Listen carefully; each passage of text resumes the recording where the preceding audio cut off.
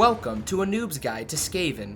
These are the Skaven, a clusterfuck of giant rats ready to take over your kingdom. They are the creatures that gnaw at the roots of the world, and are the underdogs of Warhammer, but not because they live underground. In short, Skaven are hated by everybody, but do they really deserve it?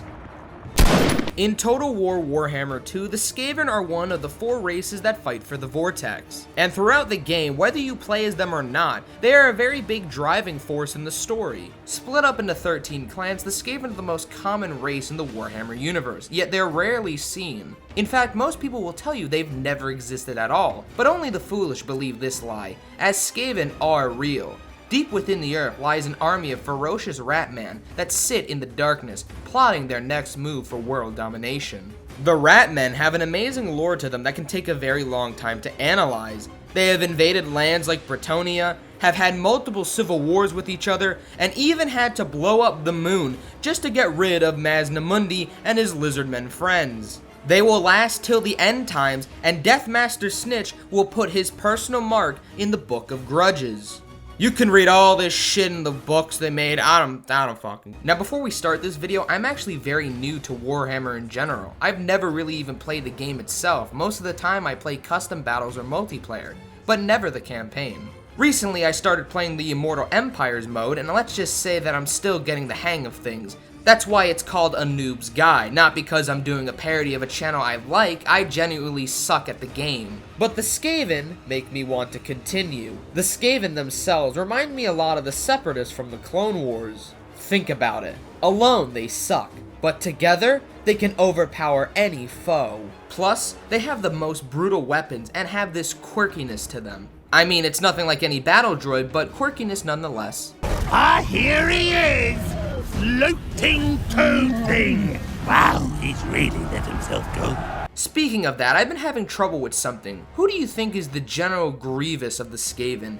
Ikka Claw first came to mind because he's a cyborg, but then I thought Snitch, but then I was thinking, well, he's more of the Ventress of the group. Next came Throt the Unclean, but he only has 3 arms. Queek Headtaker seemed to be the most logical because not only is he a great general, but collects objects from his victories and displays them for everyone to see. But then I thought Trench, because not only is he a great battle strategist, but he's also very good at running away. Honestly, I really don't know, but what do you guys think? Put it in the comments below so I get some money.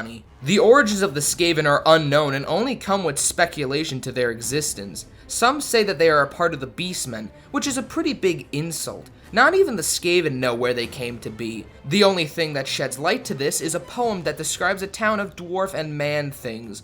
The humans were trying to build a church, but it took so long that they almost died. Then, out of the shadows came a generic villain who said that he could build the church in one night. When the church was finished, he put a bell on top, and it struck 13 times. Then, black rain fell onto the village. The humans asked the dwarves for help, but they did not worry about the surface. Over time, rats began to eat their food stores, and eventually got bigger, and humans became their prey. Human numbers were dwindling, and so the people went down to the dwarves for help. But when they opened the door, it was pitch black, and the only thing that were there were the giant rats.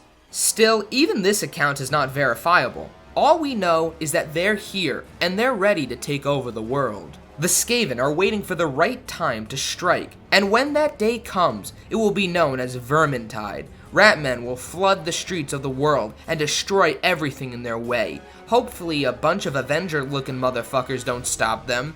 The creatures also have a strange attraction to warpstone. It's a physical form of crystallized chaos, and they use it to make fun toys to destroy their enemies.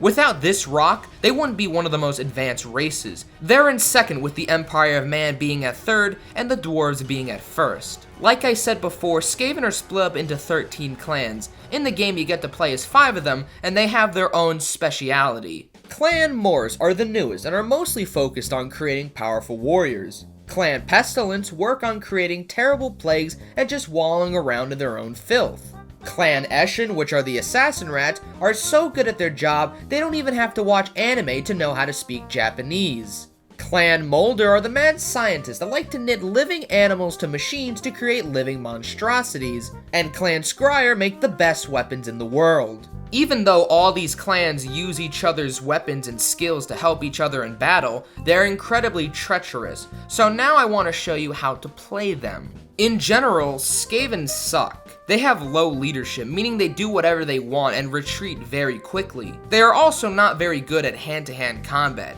Even the best soldiers begin to run when enough troops die. Skaven are more of a kill at a distance kind of army, so the best strategy is to send a bunch of weak, cheap units to halt the incoming enemy, and then fire upon them with your powerful ranged units. They come in a variety of units. First, Skaven slaves are your typical meat shields. They can't do any damage, and they're basically just a distraction for the enemy. Clan rats are the evolved version of slaves, as they last longer in battle and actually do some damage. Plague rats are here to come and fart in the ears of men. They come in two varieties, plague monks and censer bearers. They have a bonus versus infantry and are very good at spreading the virus to all the enemy troops. Storm vermin are the most powerful warriors in the Skaven army. They're big, mean, and come with swords and shields. They're armored, but they can still die very easily without the right support. Then you get warp grinders.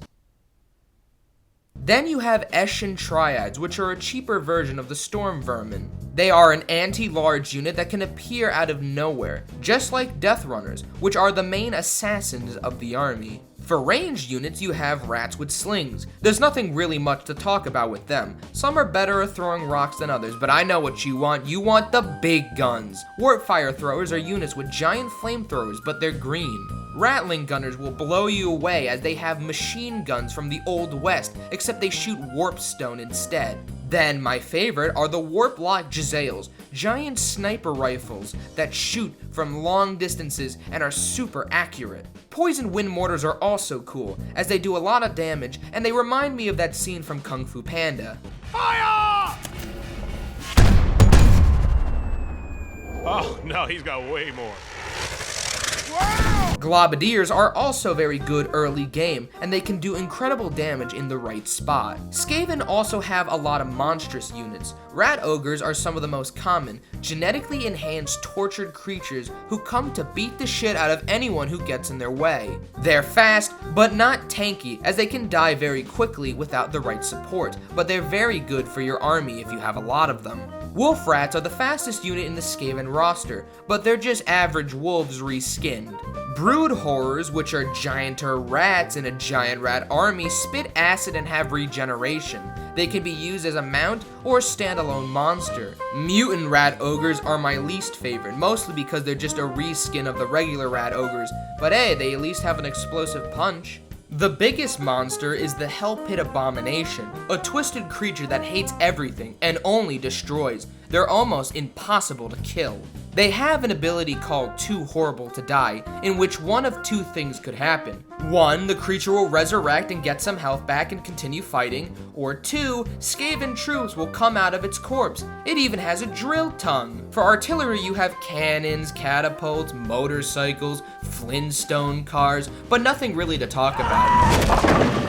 On your campaign, the lords and heroes are as important as the units, and each have a special unique way to play. For instance, Claw likes to commit a war crime or two by using nuclear doom rockets and advancing his machines of death using warp fuel. Heroes also come as an important ally, as most Skaven need all the help they can get. Buffing soldiers up with spells and using powerful lightning storms can easily break the tide of war. Now is the part of the video where I talk about the best and worst lords. Ready? This is gonna be easy. Everyone except Trench is good. Trench is the worst. He's a free DLC lord with no abilities except running away. Even his starting units being a doom wheel can't help him with his embarrassing attacks. I mean, he is so bad, picking him unironically is just, it brings shame to your family. He's not even a part of the Fabulous Four. I mean, how can he even claim to be a part of the Skaven race if he just sucks? Don't pick him.